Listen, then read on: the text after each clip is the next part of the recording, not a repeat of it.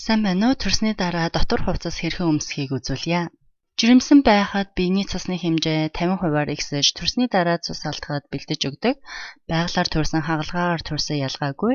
Төрсний дараа ойролцоогоор 6-7 хоног цус алдана. Энэ 6-7 хоногт умаар уугаа юу ч оруулж болохгүй.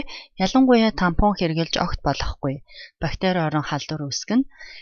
Эхний 10 хоног их хэмжээгээр цус гараад аажмаар багсан 6-7 хоног ихэд алга болно. Төрөх үед монголоор эхс буюу англиар placenta нь савнаас алхад онгорхой байсан цусны цуцнуудаас цус гарч эхэлдэг. Төрсний дараа сав агшин эхлэн онгорхой цусны цуцуудыг хааж өгснөөр цус алдахыг эрс багасгана. Цусны өнгө улаанаас яган, тэгээд бор сүүлдээ шар цагаан болно. Өнгөний хувирал бүдэг болж эхэлж байснаа гэнэт час улаан болох юм бол эмчэд үзүүлэхийг зөвлөё.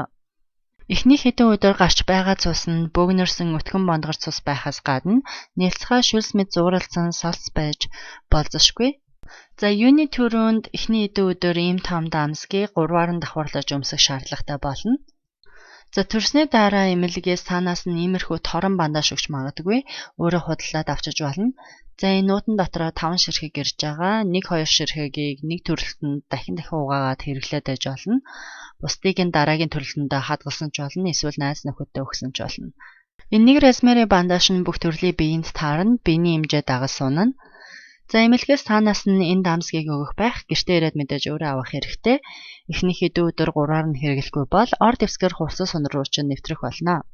Жишээ нь 3 дамсгаа ийм байрлалаар тавиад өмсөж болно. Тэгээ бие засгах болгондоо шинийг авч солих хэрэгтэй. За хоёрдугаард энэ торон бандаж байхгүй тохиолдолд бие дагаж сундаг ердийн ийм дөрвөлжин бандаж хэрэглэж болно. Нэг сайн тал нь 3 давхар дамсаг багтахаас гадна завсраар нь унахгүй. За 3-дугаард ийм сундаг дөрвөлжин бандаж байхгүй бол ердийн даван бандаж хэрэглэж болно. За би яадаг вэ гэхээр 3 дамсгаа ердийн бандажтай хийгээд гадуур нь спортын бариу өмдөө өмсчигдэг байсан. Тэгээд өмсдөгөө унтаад өгдөг байсан. За нэг анхааруулжтай зүйл юу вэ гэвэл иймэрхүү бариу хувцас нь агаар нэвтрүүлэхгүйгээс гадна биеинд тав тухгүй ээж магадгүй. Ялангуяа хагалгаагаар төрсэн ээжүүдийн сорвинд хүрээд хүндүртэй байж болзошгүй. За миний хувьд зөвлөх юм бол агаар ордог энэ торон бандаж эхний 3 өдөр өмсөд орон хэвдэгтээ хүүхдийн шээснээс хамгаалдаг дэвсгэр доороо дэвсээд унтвал хамгийн найдвартай санагдсан. Дараагийн бичлэгтээ хэрхэн жорлон хэрэглэхийг үзүүлье. За өөр асуулт байвал асуугаарай. Түр баяртай.